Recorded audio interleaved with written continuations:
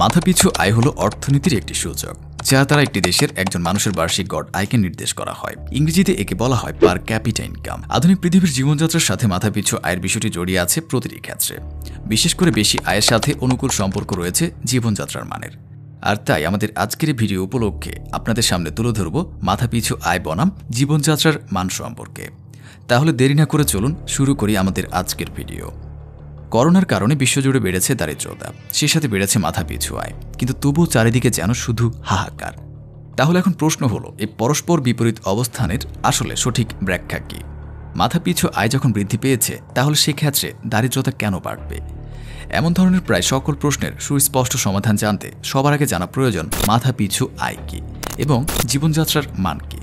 তাহলে চলুন সবার প্রথমে এ বিষয়ে প্রাথমিক ধারণা নিয়ে আসি। মাথাপিছু আয় কী? মাথাপিছু আয় বলতে কোনো দেশের মোট আয়কে জনপ্রতি ভাগ করে যা হয় তাকে বোঝায়। মূলত জনগণের সর্বমোট ব্যক্তিগত আয়কে মোট জনসংখ্যা দিয়ে ভাগ করলে যেটা পাওয়া যায় সেটাই হলো মাথাপিছু আয়, যাকে সাধারণত প্রতি বছর একক হিসাবে প্রকাশ করা হয়ে থাকে।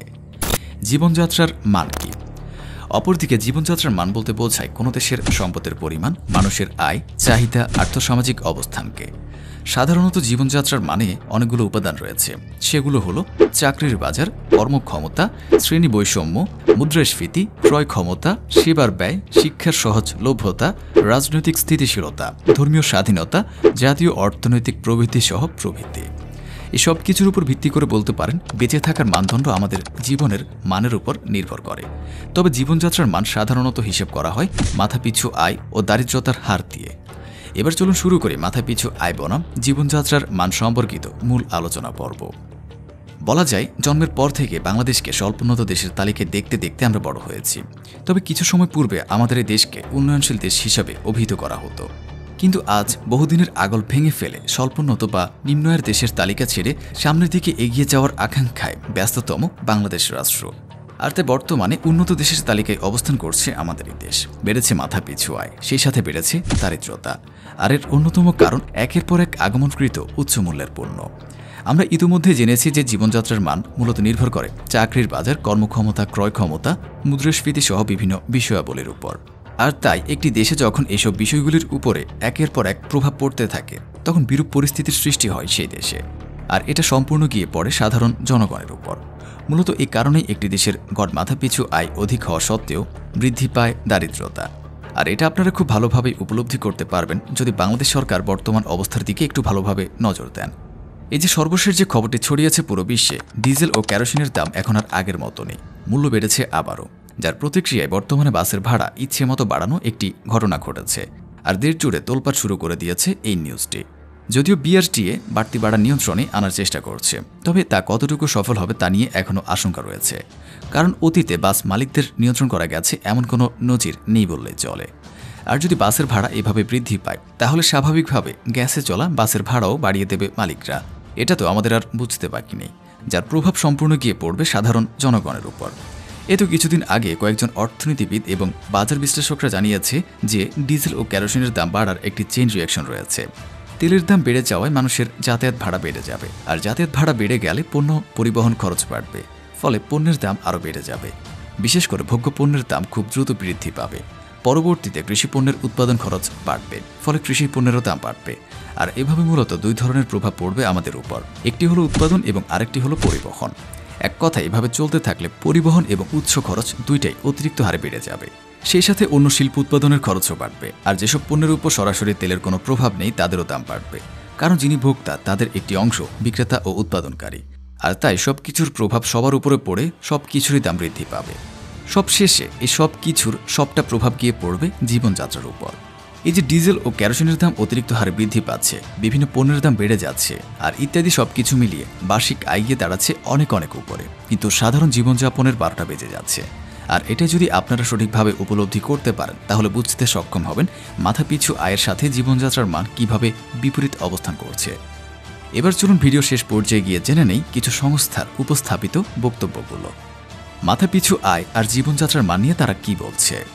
কনজিউমার অ্যাসোসিয়েশন অব বাংলাদেশের হিসাবে 2021 সালের দিকে জীবনযাত্রার ব্যয় বেড়েছে 6.88% পর্যন্ত। তাদের হিসাব থেকে আরও জানা যায় 2019 সালে জীবনযাত্রার ব্যয় মোটামুটি বেড়ে গিয়ে দাঁড়িয়েছিল 6.50%। আর 2018-তে দাঁড়িয়েছিল 6%। কিন্তু ঢাকায় জীবনযাত্রার ব্যয় সবচেয়ে বেশি বেড়েছে এই সময়ে। তাদের মতে চলতি বছরে ঢাকায় জীবনযাত্রার ব্যয় বাড়ার হার অতীতের সব হিসেব ছাড়িয়ে গেছে। গত এক বছরের ব্যবধানে চালের দাম বেড়েছে 10%, আটা ময়দার দাম বেড়েছে 29%, সেই সাথে সয়াবিন পাম অয়েলের দাম 54%, মসুর ডাল 17%, চিনির দাম 26%, মুরগির দাম 24%। ধরতে গেলে প্রতিটি পণ্যের দাম শুধুই বেড়ে চলেছে। অপরদিকে বাংলাদেশ ব্যুরো অব স্ট্যাটিস্টিকের পক্ষ থেকে জানা গেছে যে গত বছরের মার্চে 277 টাকা দিয়ে যে পরিমাণ পণ্য বা সেবা কেনা যেত, সেই পরিমাণ পণ্য এবছরে সে মার্চ মাসে কিনতে লেগেছে প্রায় 292 টাকা। হঠাৎ হিসেব মতে 15 টাকা বেশি খরচ হয়েছে, আর যেটা শতকরা হিসাবে প্রায় 5.5% বেশি। এদিকে বাংলাদেশের মানুষের মাথাপিছু আয় বেড়েছে $2,554। কিন্তু অন্যদিকে ব্র্যাক বিশ্ববিদ্যালয় এবং পিপিআরসি সর্বশেষ গবেষণা জানিয়েছে 3,24,00,000 মানুষ এবছরে নতুন করে দরিদ্র হয়েছে। আর এটা জেনে সাধারণ জনগণ অবাক। সবার মনে একটাই প্রশ্ন, এই বিপরীত চিত্র কেন? জীবনযাত্রার মান কেন এত নিম্নমুখী হয়েছে? এমন প্রশ্ন সামনে আসলে অর্থনীতিবিদ ডক্টর নাজনীন আহমেদ বলেন, মাথাপিছু আয় বৃদ্ধির হিসাবে এটি গড় হিসাব। এটা ঠিক যে মোট উৎপাদন বেড়েছে, মোট জাতীয় সম্পদের পরিমাণ বেড়েছে, সেই সাথে বেড়েছে জাতীয় আয়, কিন্তু সেটা কিছু মানুষের, সবার নয়। আর তাই মাথাপিছু আয় অধিক হওয়া সত্ত্বেও দারিদ্রতার পরিসীমা বেড়ে গেছে। আর এজন্যই অধিক আয়ের প্রভাব সবার জীবনে পড়েনি, ফলস্বরূপ বেড়েছে দারিদ্রতার হার। আবার ক্যাবের ভাইস প্রেসিডেন্ট SM নাজির হোসেন বলেছেন, আমাদের দেশের কোটিপতির আয় বেড়েছে। মোটামুটি 20 লাখ সরকারি কর্মচারীর আয় এর সীমানার অনেক ঊর্ধ্বে, কিন্তু সাধারণ মানুষের আয় বাড়েনি, বরং অনেকে চাকরি হারিয়েছে, অনেকেই কাজ ও ব্যবসা হারিয়েছে। আর যদিও বা সাধারণ মানুষের আয় বেড়েছে, তো সেটা খেয়ে ফেলেছে মুদ্রাস্ফীতি। কারণ এখন মুদ্রাস্ফীতির হার 6 ভাগ বলে জানা গেছে সিপিডির গবেষণার মাধ্যমে। তবে সেই গবেষণা থেকে আরও জানা গেছে, একের পর এক বাংলাদেশে প্রতিযোগিতামূলক এভাবে পণ্যের দাম বৃদ্ধি পাওয়ার কারণ সিন্ডিকেট ও সরকারের ভুল নীতি। আন্তর্জাতিক বাজারে তেলের দাম কমলে এখানে বিপিসি কমায় না, কিন্তু বাড়লে বাড়ায়। আর এরকম বিভিন্ন কারণ রয়েছে একটি দেশের জীবনযাত্রার মান ধীরে ধীরে অবনতি হওয়ার পেছনে। আর তাই এসব কিছুর উপর ভিত্তি করে উন্নয়ন অর্থনীতিবিদ অধ্যাপক ডক্টর রাশেদ আল মাহমুদ তিতুমির বলেন, সাধারণ মানুষকে এ অবস্থা থেকে বের করে আনতে হলে সত্যিকার অর্থে প্রতিযোগিতামূলক বাজার ও সামাজিক নিরাপত্তা বেষ্টনী গড়ে তুলতে হবে। কারণ বর্তমানে যে নিরাপত্তা বেষ্টনী তৈরিকৃত রয়েছে তা সবার জন্য প্রযোজ্য নয়, এটা মূলত দলীয় রাজনীতিতে প্রভাবিত।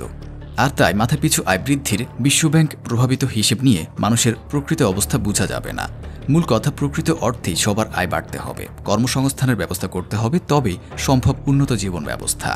তো দর্শক বন্ধুরা, এই ছিল মাথাপিছু আয় বনাম জীবনযাত্রার মান সম্পর্কিত আমাদের আজকের ভিডিও। তো ভিডিও সম্পর্কে কোনো মতামত থেকে থাকলে সেটা অবশ্যই আমাদের কমেন্ট করে জানান। সেই সাথে যদি আপনি আমাদের চ্যানেলে নতুন সদস্য হয়ে থাকেন, তাহলে চ্যানেলটি সাবস্ক্রাইব করে রাখুন। খুব শীঘ্রই আপনাদের সাথে আবারও নতুন টপিকের নতুন কোনো ভিডিওতে দেখা হতে চলেছে। ততক্ষণ পর্যন্ত সবাই ভালো থাকবেন, সুস্থ থাকবেন, সেই সাথে নিজের খেয়াল রাখবেন। সবাইকে আল্লাহ হাফেজ।